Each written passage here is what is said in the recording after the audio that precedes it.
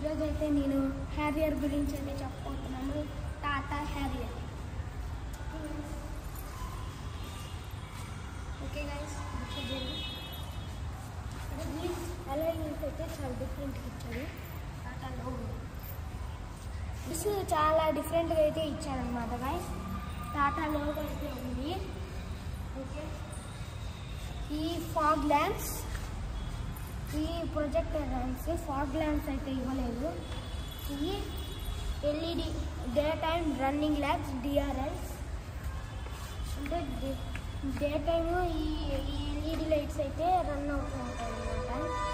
Okay, upper grille, lower grille, Harrier.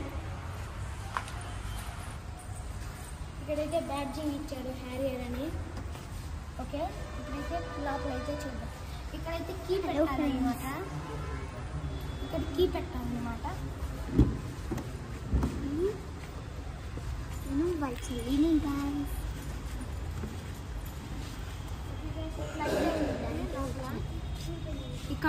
ఇక్కడైతే screen ఇస్తారు.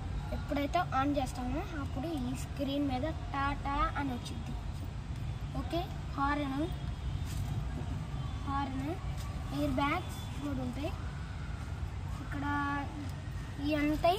ఈ లోపల టెక్నాలజీ చాలా బాగుంది టాటాది. ఇక్కడ సన్ రూఫ్ కూడా ఉంది, అంటే roof top sunroof. Okay, చూడండి సన్ రూఫ్. అనమాట. ఓకే, సన్ రూఫ్ అనమాట గైస్. ఓకే, పెద్దగా ఉంటుంది సన్ రూఫ్. ఇప్పుడైతే క్లోజ్ చేస్తున్నా. బ్యాక్ సైడ్ చూసారా, ఆటోమేటిక్ అనమాట గైస్. ఓకే, ఆటోమేటిక్ అనమాట గైస్.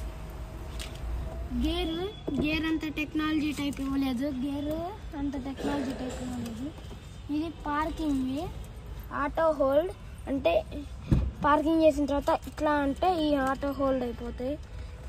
ఓకే, ఇప్పుడు దీన్ని చూద్దాం. ఓపెన్ చేసినప్పుడు ఇంత గట్టిగా ఉంది ఇందులో.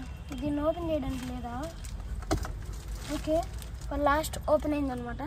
ఇదిగోండి, చూసారా, ఇక్కడ ఛార్జింగ్ అనమాట. ఓకే, ఛార్జింగ్ కూడా ఇచ్చాడు ఇందులో. మనం సుజుకీలో లేదు కదా అట్లాగా. Okay guys, bottle holders. Okay, back సైడ్కి అయితే వెళ్ళిపోతాం.